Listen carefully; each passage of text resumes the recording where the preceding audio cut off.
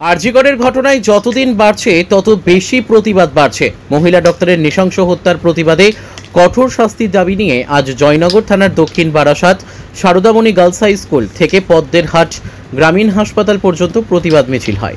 এই প্রতিবাদ মিছিলে সামিল হন সারদামণি গার্লস হাই স্কুলের ছাত্রী, শিক্ষিকা, অভিভাবক, জয়নগর 1 নম্বর ব্লকের আশাকর্মী ও আইসিডিএস কর্মীরা। ব্যুরো রিপোর্ট, আমাদের টিভি।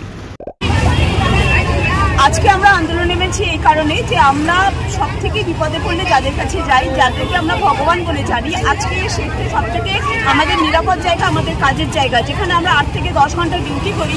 এরকম কোনো জায়গায় যখন একটা মানুষের এরকম বিপদ হতে পারে, মানে তাকে এরকম নৃশংসভাবে খুন হতে পারে, তো আমরাও তো রাতে ভিতরে কাজ করি।